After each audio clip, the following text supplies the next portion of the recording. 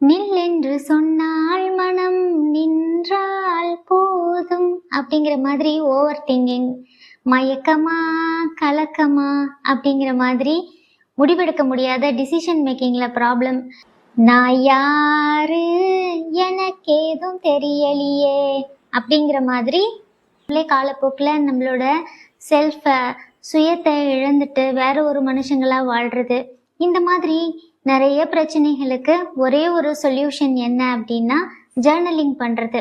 எந்த பிரச்சனையா இருந்தாலும் எல்லாரும் சொல்லக்கூடிய ஒரு சொல்யூஷன் என்னன்னா ஜேர்னல் பண்ணு, மனசுல இருக்கிறத அப்படியே எழுது அப்படின்னு. எழுதுனா எப்படி எழுதுறது, எப்படி ஸ்டார்ட் பண்றது, அதைத்தான் நம்ம இந்த வீடியோல பார்க்க போறோம். ஹாய் வெல்வெட்டீஸ், நான் உங்க மானஷா.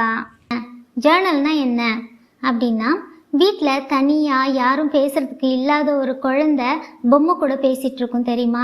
நாய்கிட்ட அதோட கதையெல்லாம் சொல்லிகிட்டு இருக்கோம். மரம் செடி கொடிக்கிட்ட போய் அது ஸ்கூலில் நடந்தது, அது என்ன பண்ணுச்சு, அது தப்பு பண்ணது எல்லாத்தையுமே அது சொல்லிகிட்டு இருக்கோம். அதே மாதிரி சில பெரியவங்க ஆடு மாடு அதுக்கிட்ட எல்லாம் பேசிகிட்டு இருப்பாங்க. அது மாதிரி நம்ம பேசணுன்னா பக்கத்தில் இருக்கவங்களுக்கெல்லாம் தெரிஞ்சு போயிடும், நம்மளை ஒரு மாதிரி பார்ப்பாங்க. அதனால நம்மளோட அந்த தாட்ஸ் எல்லாம் நோட்டில் எழுத போகிறோம், அவ்வளோதான். அவங்கெல்லாம் எதுக்காக ஆடு மாடுக்கிட்டையும் பொம்மைக்கிட்டையும் பேசுகிறாங்க அப்படின்னா, அதை ஜட்ஜ் பண்ணாது நம்மளை பற்றி அது ஏற்கனவே ஏதாச்சும் நினச்சிக்கிட்டு நம்மளை கொஷின்ஸ் கேட்காது. நம்ம சொல்கிறது அது அப்படியே கேட்டுக்கும், எந்த ஆன்சரும் பண்ணாது. நமக்கு மனசில் இருக்கிற பாரம் குறைஞ்ச மாதிரி இருக்கும். அதைத்தான் நம்ம நோட்டில் எழுத போகிறோம். நம்ம போய் தனியாக பேச முடியாது இல்லையா, அதனால எழுத போகிறோம்.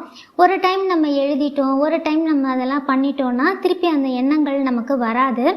சில சமயம் நம்ம எழுதிட்டு இருக்கும் பொழுதே அது ஒன்றும் இல்லைன்னு தோணும். சில நேரங்களில் அதுக்கு ஒரு சொல்யூஷன், பிரச்சனையாக இருந்ததுன்னா சொல்யூஷனும் கிடச்சிரும்.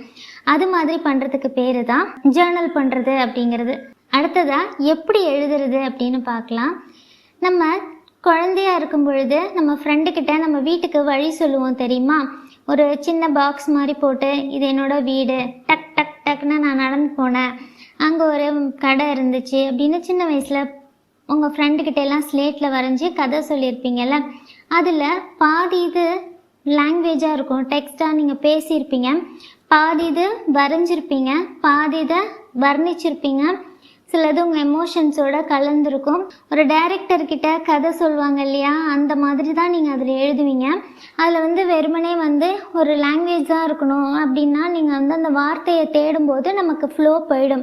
அதுக்கு பதிலாக நம்ம படம் வரைஞ்சிக்கலாம், நம்மளோட எமோஷன்ஸை அதில் சொல்ல போகிறோம், அவ்வளோதான். கிராமர் மிஸ்டேக் கிடையாது, ப்ரொசீஜர் கிடையாது, எதுவுமே கிடையாது. நீங்கள் என்ன வேணால் எழுதலாம். ஒரு நாள் நீங்கள் உங்களுடைய எமோஷன்ஸை பிக்சராக வரையலாம், டூடுலாக எழுதலாம், இல்லை ஏதாச்சும் கார்ட்டூன் மாதிரி வரையலாம், உங்கள் இஷ்டம். அது எப்படி வேணால் எழுதலாம். அதை யாரும் படித்து பார்க்க போகிறதே கிடையாது நம்மளை தவிர. ஸோ அதிலே நமக்கு ஃப்ரீடம்.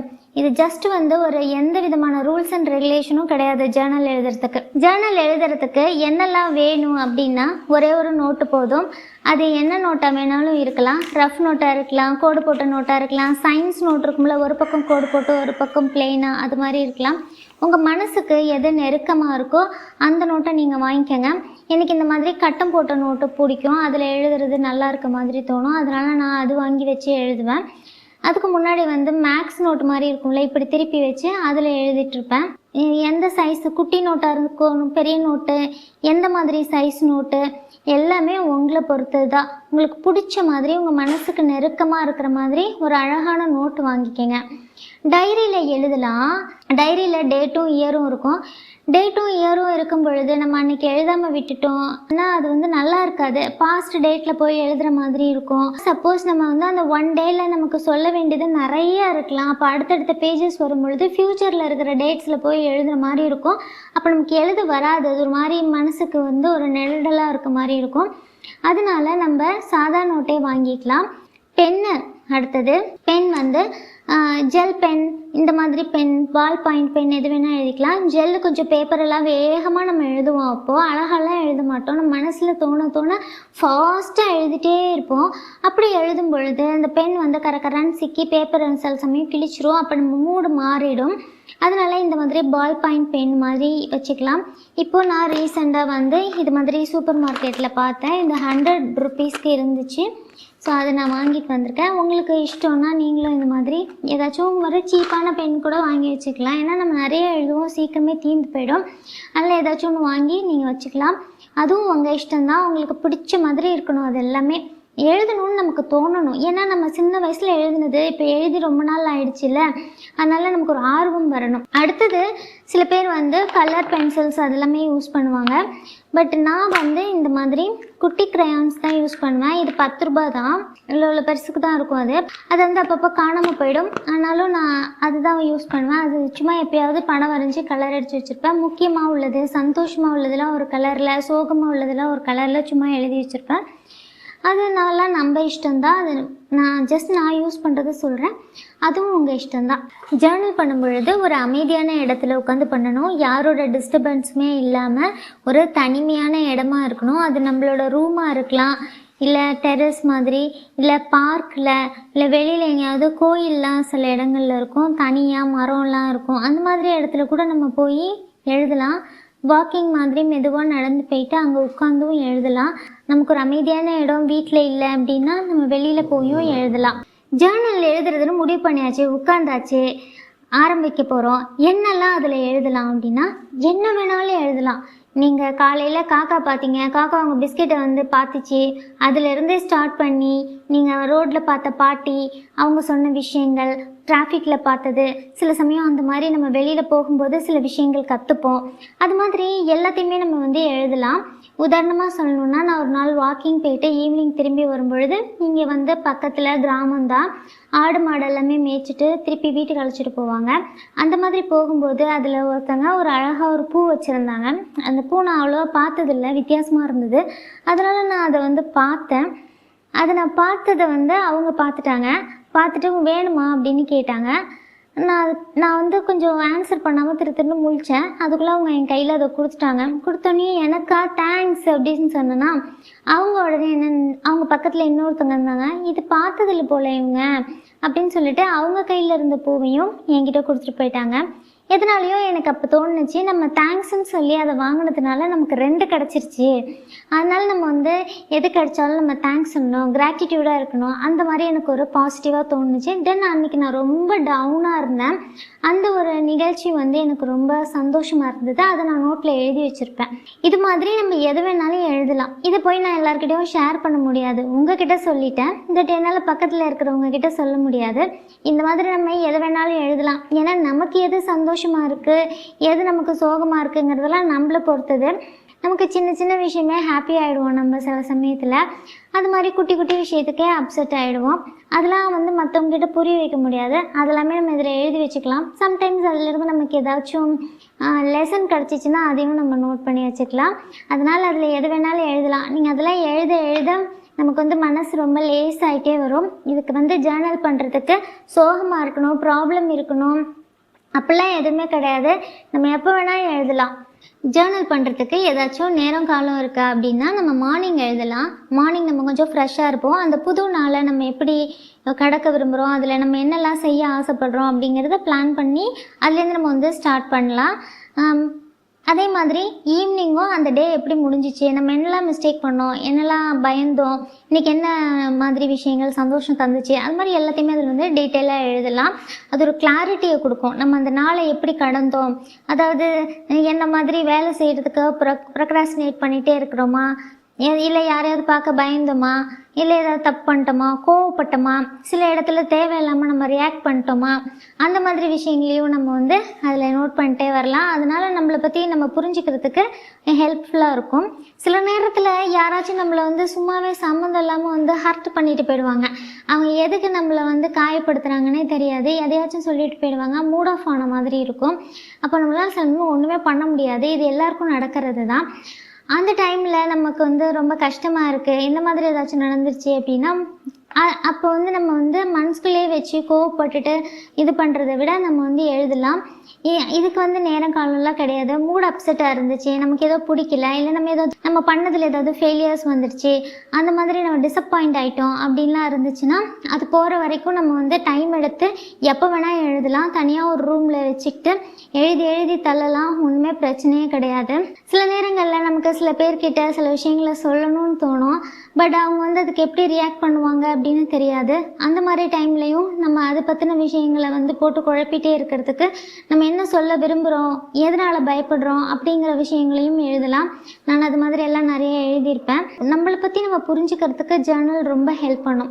அதுக்கு நேரம் காலம்னு எதுவும் கிடையாது. மார்னிங் அண்ட் ஈவினிங் எழுதலாம்.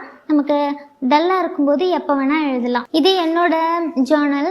இந்த நோட் நான் வந்து போன வருஷம் டிசம்பர் மாதம் 1ஆம் தேதி ஸ்டார்ட் பண்ணியிருப்பேன். ஒரு வருஷமாக என் கூட இருக்குது இந்த நோட்டு. ரொம்ப எல்லாம் எழுதியிருக்க மாட்டேன். கம்பல் பண்ணி நீங்கள் வந்து அதில் எழுதியே ஆகணும்னு எழுத வேண்டாம். ஏதாச்சும் இருந்துச்சுன்னா எழுதலாம். 2 லைன் 3 லைன் கூட எழுதலாம். இல்லை அன்றைக்கி நமக்கு எழுதுறதுக்கு ஒன்றும் இல்லை அப்படின்னா விட்டுறலாம். அதை பற்றி ஒன்றும் இல்லை, எழுதுறதுக்கு ஒன்றும் இல்லை, நார்மலாக போச்சுன்னு கூட எழுதி வச்சுட்டு நம்ம விட்டுறலாம். ஆனால் இந்த டிசம்பர் மந்த் வந்து நான் கொஞ்சம் ஹாப்பியாக இருந்தேன். ஏன்னு தெரியாது. ஏதோ ஒரு புது வருஷத்தை எதிர்பார்த்து லாஸ்ட் டிசம்பர் வந்து கொஞ்சம் சந்தோஷமாக இருந்தேன். என்னென்னமோ நான் எழுதியிருப்பேன். நான் செடி வாங்கி வச்சுருக்கேன், அது வளரலை, அந்த மாதிரிலாம் எழுதியிருப்பேன். ஸோ இதில் எல்லாமே நான் எழுதியிருப்பேன். நான் அதில் லைட்டாக படித்து காமிக்கிறேன். இன்றைக்கி 2வது நாள் காலையில் இன்றைக்கி நான் வீடியோ கண்டிப்பாக போடுவேன் அப்படின்ற மாதிரி போட்டிருப்பேன். நான் வீடியோவில் போட்டிருக்க மாட்டேன். எதுக்கும் வந்து அந்த டைமில் வந்து நான் பிளான் பண்ணி வச்சுருந்தேன் என்னோடய சேனல் வேறு. அதாவது ஆர்ட்ஸு கிராஃப்ட்டு இந்த மாதிரி எப்படி மைல்டாக சாஃப்டாக போடணும் அப்படின்னு நினச்சிருந்தேன். பட் என்னால் வந்து இந்த தாட்ஸே இருந்ததுனால பொறுமையாக உட்காந்து எனக்கு வந்து படம் வரைவோ ஒரு ஆர்ட்டு கிராஃப்ட் பண்ணுறதுக்கோ கூட என்னால் வந்து கான்சென்ட்ரேட் பண்ணவே முடியல. அந்தளவுக்கு மைண்டு ஃபுல்லாக வந்துட்டு தாட்ஸ் எண்ணங்கள், என்னென்னவோ வேர்ட்ஸு, அவ்வளோ ஃபாஸ்ட்டாக மைண்டு ஃபுல்லாக வேர்ட்ஸு அதெல்லாமே ரெகுலேட் பண்ணி அதை சைலண்ட் பண்ணுறதுக்கே எனக்கு வந்து 5-6 மாதம் ஆகிடுச்சு. அதுக்குள்ளே நான் நிறைய நோட்ஸ் எழுதியிருக்கேன். அதுக்கப்புறமா ஃபைனலாக எடுத்தது தான் இந்த நோட்டு. அவ்வளோ தாட்ஸும் தாண்டி கூட என்னோடய சேனலில் நான் நினச்ச கண்டென்ட் எனக்கு வரவே இல்லை. ஏதோ ரேண்டமாக தான் நான் இப்போவும் போட்டுட்ருக்கேன். இருந்தாலும் எனக்கு அது ஏதோ ஒரு விதத்தில் யாருக்காவது உதவியாக இருக்கும் அப்படின்ற மாதிரி தான் நான் போடுறேன். இப்போது இது ஃபுல்லாக எழுதியிருப்பேன். ஒரு நாள் நிறைய எழுதியிருக்கேன், ஒரு நாள் கொஞ்சமாக எழுதியிருப்பேன். ஒரு நாள் நான் என்ன போட்டிருக்கேன் பாருங்கள், இன்றைக்கி தொடர்ந்து மூவி எக்ஸ்ப்ளனேஷன் கேட்டுக்கொண்டே இருந்தேன். ஏனோ நான் இன்றைக்கி எந்த வேலையுமே பண்ணலை.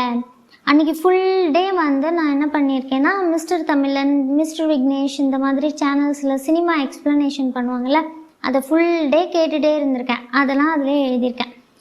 அதுக்கப்புறம் இப்போ ரீசெண்டாக வந்துட்டு எஸ்ஐஆர் ஃபார்ம் ஃபில்அப் பண்ணுறதுக்கு எனக்கு என்னோடய நேட்டிவ் பிளேஸ் போக பிடிக்கல, அது எனக்கு மனசில் டிஸ்டர்ப் ஆகுது அப்படின்ற மாதிரி எழுதியிருப்பேன். இந்த மாதிரி எனக்கு என்னெல்லாம் தோணுதோ அது எல்லாமே எழுதியிருப்பேன். நான் சந்தோஷமாக இருந்தேன், நான் சோகமாக இருந்தேன், சோம்பேறியாக இருந்தேன், எல்லாமே எழுதியிருப்பேன். ஸோ இது மாதிரி நீங்கள் எழுதுனீங்கன்னா கொஞ்சம் தெளிவாக இருக்கும். நம்ம ஜேர்னல் பண்ணுறதால நம்ம புரிஞ்சுக்கிறது மட்டும் இல்லாமல் எக்ஸ்ட்ரா பெனிஃபிட்ஸும் நிறையா இருக்குது. அதெல்லாம் என்னென்னு பார்க்கலாமா? நம்ம ஜேர்னல் பண்ணும் பொழுது மைண்டு கிளியர் ஆகும், தாட்ஸ் கம்மியாகிடும். நமக்கு அப்படியே மைண்ட் சம்டைம்ஸ் நம்ம நைட்லலாம் எழுந்துக்கும் போது ஏதாச்சும் ஞாபகம் வந்து அப்படியே தூக்கம் இல்லாமல் போயிடும் இல்லையா? அந்த மாதிரிலாம் இல்லாமல் அப்படியே மைண்டு கொஞ்சம் கிளியராக அமைதியாக இருக்கும். சிந்தனைகள் கம்மியாயிடும். சிந்தனைகள் கம்மியாயிடுச்சு அப்படின்னா நம்மளால் ப்ரெசண்ட்டில் வாழ முடியும்.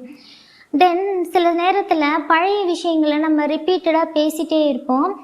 ஏன் பேசுகிறோன்னு தெரியாது. நம்மளோட லைஃப்பில் சில விஷயங்கள் வந்து பசில்ஸ் மாதிரி டாட்ஸ் கனெக்ட் ஆகாமல் நமக்கு டவுட்டாகவே இருக்கிற மாதிரி இருக்கும். அவங்க ஏன் அதை சொன்னாங்க, இவங்க ஏன் இது சொன்னாங்க, நமக்கு ஏன் இப்படி நடந்துச்சு, இதெல்லாம் ஏன் இந்த மாதிரிலாம் நடக்குது, அந்த மாதிரிலாம் நமக்கு இருக்கும். அந்த மாதிரி ஒரு சுச்சுவேஷனில் நம்ம என்ன செய்வோம் அப்படின்னா பேசினதே பேசிகிட்டு இருப்போம், சொன்னதே சொல்லிகிட்டு இருப்போம்.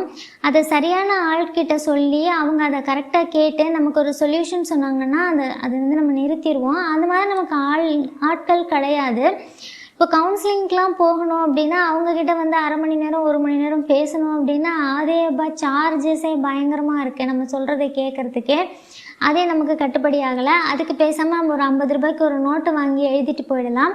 ஒன்ஸ் நம்ம அதில் எழுதணும் அப்படின்னாலே நமக்கு அந்த இதெல்லாம் போயிடும். நம்ம அதிகப்படியாக பேசுகிறது, வெளியில் போய் சம்டைம்ஸ் நம்ம ஓவராக பேசுவோம், அந்த மாதிரி இருக்கிற பழக்கமெல்லாம் குறைஞ்சிரும். நம்ம ஒரு டிசிஷன் எடுக்க முடியாத தடுமாறும் பொழுது நம்ம எதனால் தடுமாறுறோம், அது என்ன பிரச்சனைங்கிறத நோட்டில் தெளிவாக எழுதிட்டு ஒரு 2-3 டைம் படிக்கும்போது புரியும்.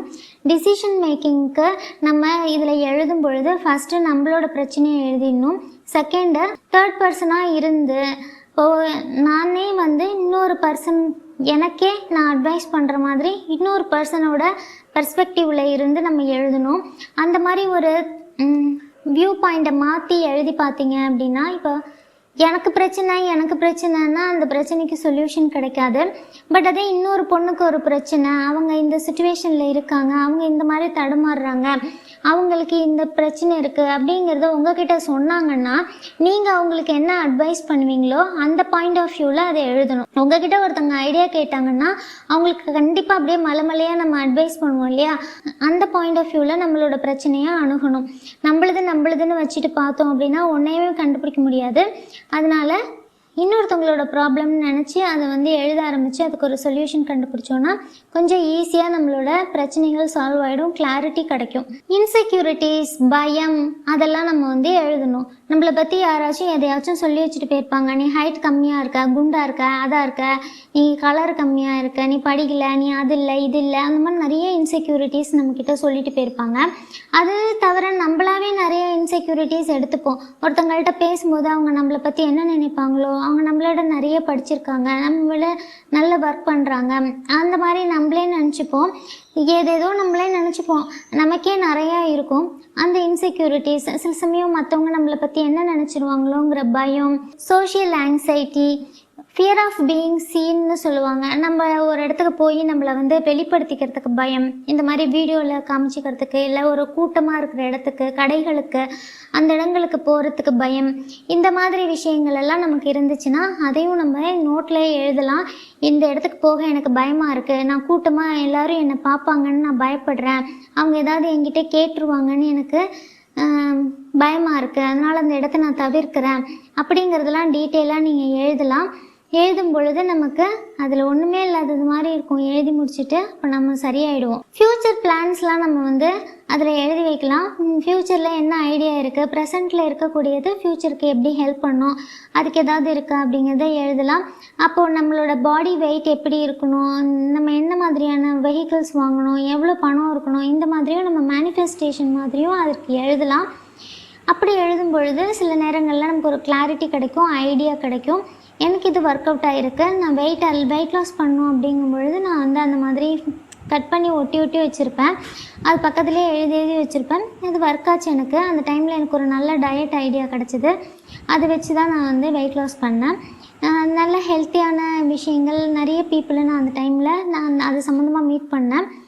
அது மாதிரி நமக்கு ஏதாச்சும் நம்மளோட மைண்ட் அது கூட கனெக்டடாக இருக்கணும். நம்ம ப்ராப்ளம் என்னன்னு தெரிஞ்சிருச்சுன்னா மைண்ட் அதோட சால்வ் பண்ணுறதுக்கு ஒரு ஆப்பர்ச்சுனிட்டியை தேடிட்டே இருக்கும். அதுக்கான ஒரு வழி தான் இந்த ஜேர்னல் பண்ணுறது.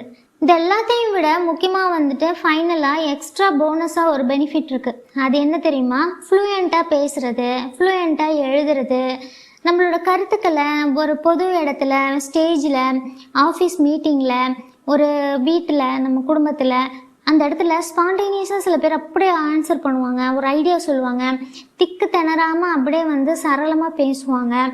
அதுக்கெல்லாம் இந்த ஜேர்னலிங் ஹெல்ப் பண்ணும். நம்ம குழந்தைக்கு அதை கற்றுக் கொடுத்துட்டோம் அப்படின்னாக்கா அவங்க ஸ்டேஜ் ஃபியர் அவங்களுக்கு இருக்காது. கதை எழுதுறது, கட்டுரை எழுதுறது, லாங்குவேஜில் ஒரு நல்ல ஸ்கில் வர்றது, பெரிய பெரிய கட்டுரைகள் எழுதுறது, ஒரு விஷயத்தை எக்ஸ்பிளைன் பண்ணி மற்றவங்களுக்கு புரிகிற மாதிரி சொல்கிறது, இந்த திறமைகளுக்கெல்லாம் ஜேர்னல் ஹெல்ப் பண்ணும். அதனால் நம்ம குழந்தைங்களுக்கும் இதை கற்றுக் கொடுக்கலாம்.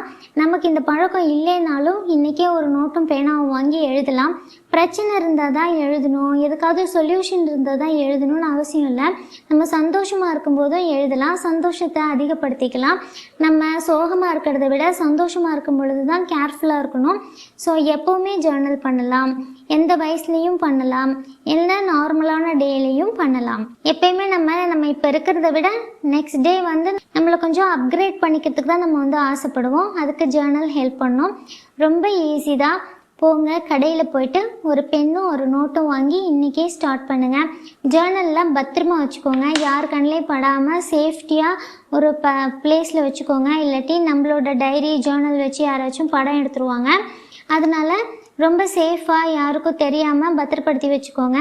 உங்களுக்கு ஃபாஸ்ட்டாக டைப் படிக்க தெரியும், வேகமாக டைப் பண்ணுவீங்க. இந்த மைண்டில் இருக்க தாட்ஸை அப்படியே மானிட்டரில் கொண்டு வர முடியும். இல்லை வேகமாக ஃபோன்லேயே டைப் படிப்பீங்க, டெக்ஸ்ட் அனுப்பி அனுப்பி உங்களுக்கு ஃபாஸ்ட்டாக டைப் படிக்க வரும் அப்படின்னா, டைப் பண்ண வரும் அப்படின்னா, நீங்கள் கூகுள் ஷீட்டு எக்ஸல் ஷீட்டில் கூட வச்சுட்டு பாஸ்வேர்டு போட்டு லாக் பண்ணிக்கலாம். அது பிரச்சனையே இல்லை, நம்ம எங்கே வேணாலும் எழுதிக்கலாம்.